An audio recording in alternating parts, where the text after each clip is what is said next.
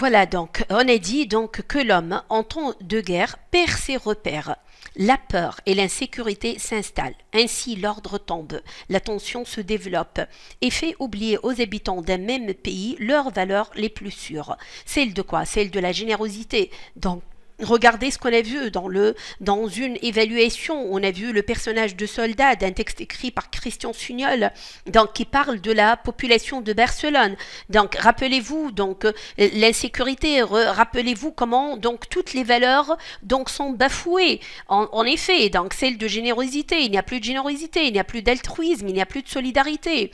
Le canevas se délabre, écrit Saint-Exupéry, donc plus loin. Il ajoute les plus généreux se font agressifs. Donc, en plus, la guerre fait commettre aux belligérants les pires atrocités. Massacre des populations civiles, ravages, pillages. Donc, et on a beaucoup d'exemples donc à citer. Quand on se rappelle le texte de Boris Vian, Le Déserteur, le poète énumère les différents drames familiaux que la guerre engendre. Donc, la guerre, donc, elle engendre non seulement donc, des drames pour une population civile, mais aussi sur un plan personnel, sur un plan individuel, sur un plan familial, la guerre a beaucoup de dégâts. Donc il écrit dans ce sens: depuis que je suis né, j'ai vu mourir mon père, j'ai vu partir mes frères et pleurer mes enfants. En effet, donc, en temps de guerre, les activités humaines, et principalement l'économie aussi, et le commerce régressent et ou bien donc sont presque suspendus. Donc des pénuries, les gens vivent dans le besoin, mais aussi la famine, les épidémies apparaissent.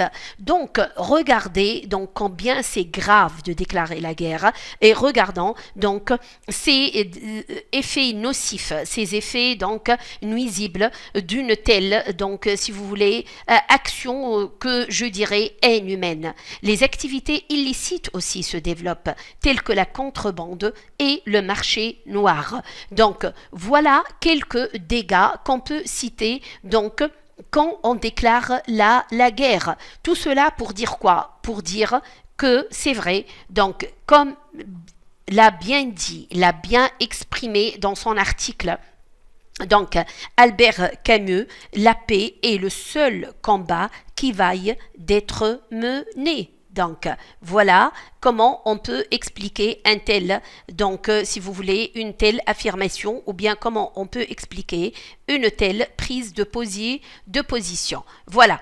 Donc, autre chose qu'on peut ajouter ici, donc pour conclure, je dirais, il existe encore une autre raison de plaider, c'est-à-dire de parler en faveur de la paix et de condamner la guerre. C'est que celle-ci est comment? Elle est inutile et ne peut en aucune façon résoudre les conflits entre les pays. En effet, la Première Guerre mondiale n'a pas empêché le déclenchement de la deuxième. Les deux guerres du Golfe en Irak n'ont pas résolu le problème irakien. Bien au contraire, ils n'ont fait que l'aggraver et rendre donc la situation plus insoluble, c'est-à-dire on n'a pas trouvé de solution.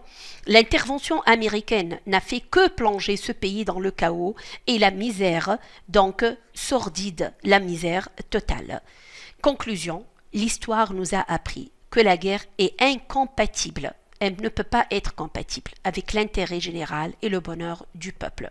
Les deux grandes guerres qu'a connues le siècle précédent ne sont-elles pas suffisantes pour nous mettre en garde contre les dangers et les conséquences désastreuses de toute option militaire?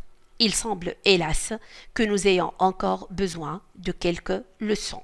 Voilà donc une conclusion qui résume cette situation, qui montre que la paix mérite qu'on plaide pour elle et la guerre ne se justifie jamais. La guerre ne peut jamais résoudre les problèmes de l'humanité. Rappelons juste que tous les sujets en rapport avec la guerre, donc on a presque les mêmes idées, juste l'élève est appelé à organiser ses idées pour avoir un texte cohérent. Voilà, on vient de terminer avec ce module. Bon courage, bonne chance. Et donc, nous allons voir par la suite donc notre dernier module où on va donc s'interroger sur les bienfaits et les méfaits du progrès scientifique. Bon courage et bonne chance pour toutes vos épreuves.